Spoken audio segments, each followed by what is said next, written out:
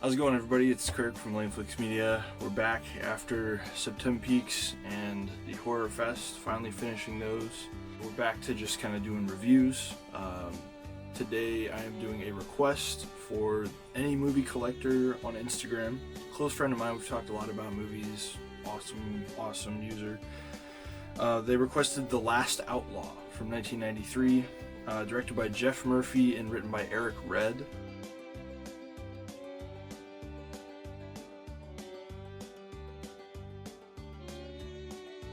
It's like a little TV movie western. I didn't think much of it. Hearing about it, I was like, oh, okay, that sounds cute, I guess. But hearing the cast, my expectations were heightened a little bit. We had Mickey Rourke, Keith David, Steve Buscemi, Dermot Mulroney, and Ted Levine. And all of those are actors that, if they haven't been in something we've loved before, they're all in something I know I love. So really awesome cast, especially for a movie of this magnitude, not like a big Hollywood movie. The unfortunate part about this movie is by the end of it, I decided the title should have been The Last Cliche.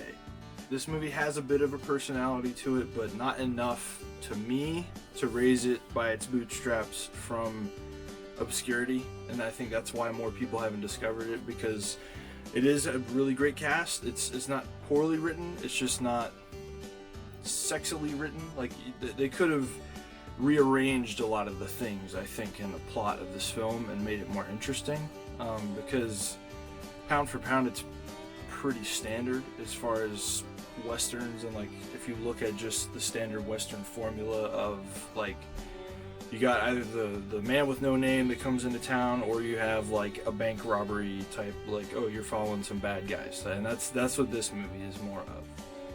But we do begin with some really nice 19th century dialogue, some really solid, like, it doesn't sound like it's scripted necessarily. It sounds like it's genuinely people back in the day kind of having conversation. And it's from a guy who was once a boy and a man with hope. But he says that he and his comrades were lost to their commander's dead soul. And it's a pretty powerful beginning as far as the imagery of the aftermath of the Civil War, and just the dialogue and what he's saying, and how it's very Kurtz-esque from Apocalypse Now, with the being lost in the superior officer's soul, and just having this problem with their commander, the person that's supposed to be their leader. So I found that kind of interesting. Really good sets, especially for a TV movie.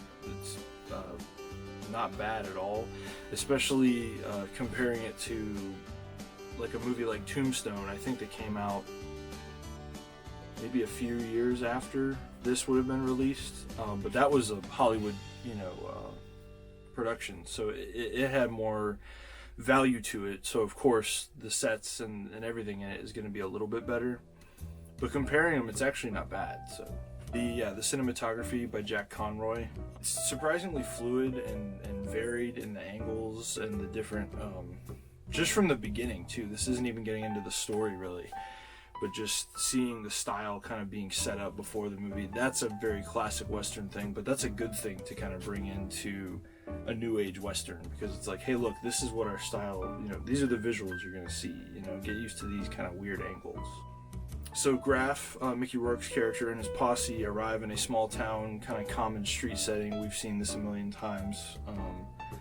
And of course, immediately there's trouble. So there's not really a whole lot of tension set up to kind of build up that, are these guys bad guys? Like, you kind of know from the get-go. It's like, oh, it's the bad guy. So it's not super tense at the beginning. They start to rob a bank, and of course, the people in the town kind of resist them. And then, here we kind of understand how brutal and savage Rourke's character, Graff, is going to be. He after they rob the bank, they leave, and then he locks people inside and burns the bank down with people in them. So he's not just... You understand that Graff is not just about the money. He's kind of like a Joker aspect there.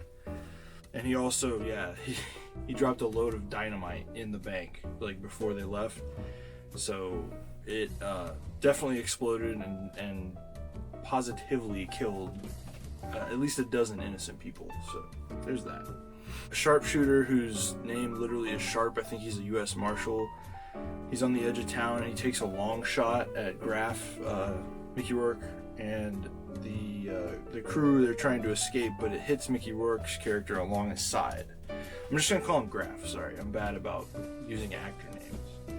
He orders an inventory of the crew's ammo, and then we see Keith David, Ted Levine, and Steve Buscemi, kind of like, hey, look, these guys are in our movie. Don't forget about them too. Really awesome character actors that have just been in like any and everything. And it was just really cool to be like, oh wow, okay, this isn't just gonna be Mickey Rourke, growling lines. Like, this will be a little bit more interesting. Yeah. So then Mickey Rourke, he fucking burned his shoulder with gunpowder to kind of seal up the wound of where the bullet got him. So he's pretty damn tough. Some vulnerable character moments. We get that another of the posse is badly hurt, and then Graf is just off the bat ready to kill the guy and just shoot him and leave him back, leave him for dead. A damn dusty death for our dear Graf. But he was going to kill the hurt friend of Dermot Mulroney, whatever the guy's name is, Eustace, in this movie. So, hiding out in an abandoned shed or farmhouse, Eustace gives us a monologue about the tragedy of one of their fallen comrades. He vows to get his comrades, now his men, to where they're going and finish the mission. And then he kind of caps it off with "We'll be free." So it just kind of shows that this war has done more to damage some people than others. The Civil War was really messed up, and there were a lot of messed up angles going at it, but I know a lot of people on both sides paid a lot of prices for it. So of course we go back, and Graf is not dead, and long from it, he wakes up in the flooding rain, and the sharpshooter and his posse, they find him unconscious in the desert because he kind of wanders away. The music by Mason Daring is actually contemplative and emblematic of the revisionist Western genre to me. It's really awesome stuff, dealing with like how Western music should have been in 1993. It was just perfect for that time, because it was when Westerns were kind of looking back on the old ones and, being like, hey, look, this is us now. We're different than you guys. So, just interesting stuff. I really like the music in it. The rich man, the banker, played by Richard Fancy, I think his name is Mr. McClintock, if I'm not mistaken, which is a really on-the-nose reference, but it's a good movie. Richard Fancy is another LaneFlix favorite from Lords of Salem, which we did at the beginning of the Horror Fest in October, so go check that video out. He has charisma and a bit of charm to his character, even though he's kind of like the money-grubbing kind of guy, the greedy guy. Wanting revenge along with the posse, Graf essentially agrees to help track down his men. So then our heroes, the bank robbers, they quarrel about which direction they head in now, so like where to go from here. Can I just say, just to kind of pause for a second, we're going to do a little Ted Levine appreciation moment here, because I think Ted Levine is what Tom Hardy is nowadays, before that kind of actor was cool, before the kind of renegade, like, just hybrid actor that can do anything. You could be the beat up kind of bad guy in Revenant, or you can be the main guy in Venom and everyone will love you, or you can be the guy that doesn't say anything in Mad Max, everybody will love you still.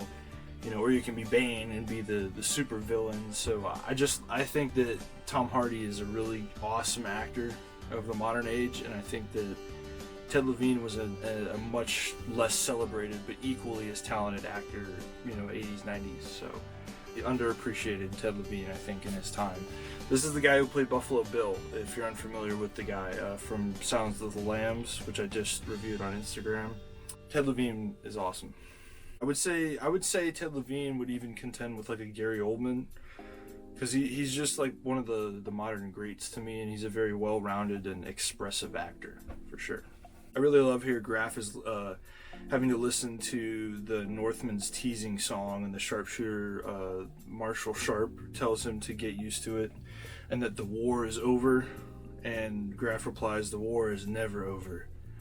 It's just a song." And like, Graff just hates that these guys that were the Yankees, or whatever you want to call them, the guys that fought for the North in the Civil War. He just hated them because he was a Confederate. So Graff's info ends up being good, and the trail they end up heading off has Eustace posse on it. Graff distracts Sharp and he misses, so they don't kill Eustace, they just kind of find them. And then we get the cliche. Of course, his name is Sharp. He's a sharpshooter. What's the line he has to say in this movie? "I never miss." So we're slightly led to believe that Graff either wants them for his own, like wants, they're mine to kill, that's my revenge kind of thing, or he genuinely doesn't want him to die, or he just wants the money. So it creates a little bit of a mystery in Graff's character, which was kind of nice. Graff locked up, the banker's posse continue in pursuing Eustace and co. They walk into an ambush set up by our boys and Eustace. In the scuffle, Marshal Sharp is shot by Graff. So, yeah. Get to the point of no bounty, no money, so they kind of just talk through the whole logic of the situation. Okay, Sharp's dead. But, if people start leaving and going home, then they're not going to get their money, So then Graff and the posse kind of mock the banker, McClintock. When one of the men sarcastically suggests that he take over, they're like, "What, you wanna run the show? Oh, ha ha ha." And they all start laughing at him. Graff strikes a deal with McClintock. The men who finish the job can take the shares meant for those who leave, so they kind of split it up evenly. And then Graff taking the reins, they decide to play Eustace at his own game. So they're gonna pull another ambush, but on the other guys this time. Philo, Steve Buscemi's character, is shot and killed by Graff. When the posse approaches, they begin to disrespect Philo's corpse, and this angers Graff. This really pisses Mickey Rourke's character off because he still has love for his men, because I think they all fought together in the Civil War, or some of them. But he has his own mission too, you know what I mean? So yeah, he killed him, but you don't have to go desecrate his body, you know what I mean? Treat him with respect. Willis, I think his name's John McKinley, the actor.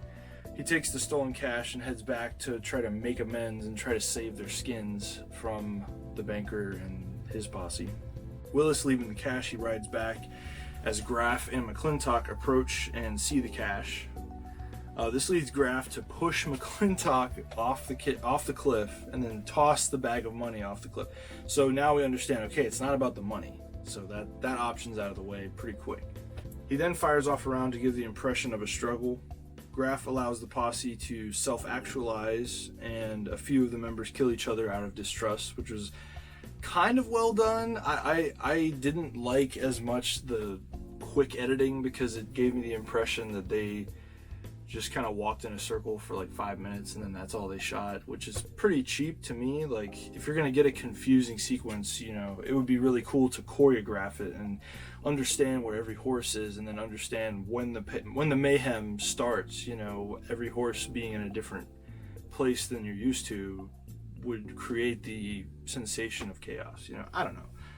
I'm not trying to critique the shit out of the movie. I just, you asked me to review it, so I'm just trying to tell you my thoughts on it. Potts, Ted Levine's character, is beating the ever-living crap out of Willis for taking the money back and pretty much making this whole mission useless.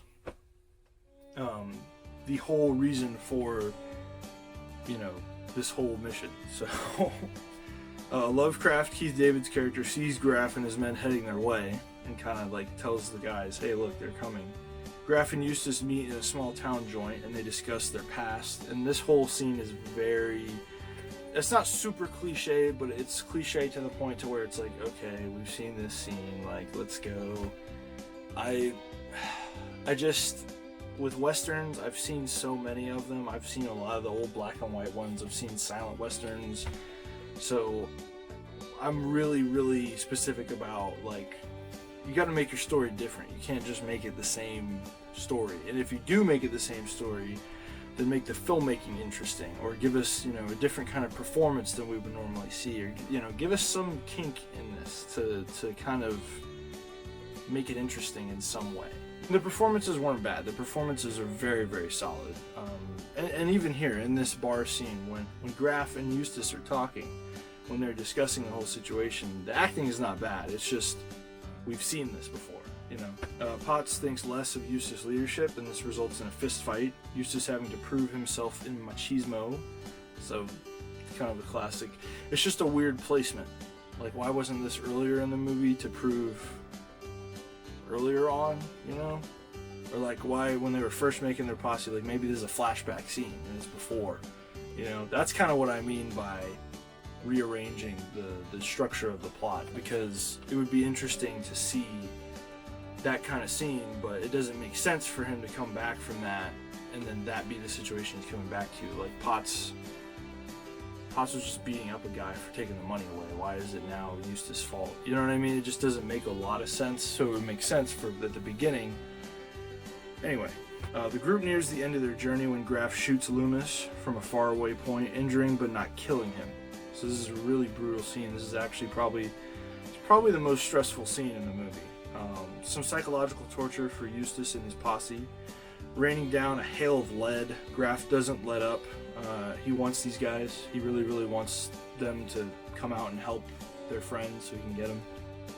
Eustace is cornered into shooting Loomis and putting him out of his misery. Throughout the next few minutes, Graff kind of haunts our protagonist like a specter, in and out of the rocks that they're traversing. He kind of pops up, you know, here and there, and it feels like it could be their minds playing tricks on them, or he really could be there. One of these bits, Willis' horse is shot, and he is A, forced to kill his own horse and shoot it, and then B, he's made to ride with Lovecraft, wearing down one of their horses much quicker than it would have been, you know, with just Lovecraft on it. The group, mostly Eustace, decide that Lovecraft's horse is taking too much and they must leave Willis. And then this is another cliche. Willis makes the whole last stand thing, and it's only because his horse got killed. You know, I mean, otherwise he would be right there with them. Like, there would be no need for this last stand scene. So I guess he had to put his horse down, and I guess he had to make the last stand, but it just, to me, it felt like a cheap cliche. So the last three remnants of our protagonists investigate where Graff sees Lovecraft, and here we have a setup for a Judas moment, another Western cliche. Betrayal is always a theme in Westerns. It has been since the second wave of Westerns after the whole, you know, Roy Rogers, Lone Ranger era. Graff meets with Lovecraft, and he tells him that he will give him extra ammo if he kills Eustace for him. So then coming back, Eustace and Potts are reloading, and they go to give Lovecraft ammo, and they see he's loaded up. So that was kind of a clever little, like, oh, okay, alright. But then to me, that's another thing where it would have been more interesting to have that kind of scene happen earlier, because then you forget about it, and then when you come back to it, you're like, oh, wow, okay, so that's how they find out, and then he betrayed them, oh my god, you know. Or have it, you know, backwards and have them find out earlier in the movie and then flash back later when they find out, you know, or something. Just shake it up a little bit. It just seemed very, like, by the numbers, you know. It just seemed like, here's the story, A, B, C, D, and you're done, you know. This gives Potts and Eustace unease, and they realize Lovecraft is there to betray them. And then Eustace coaxes Lovecraft into shooting him. Instead, Lovecraft takes his own life, and this is a pretty sad scene, honestly.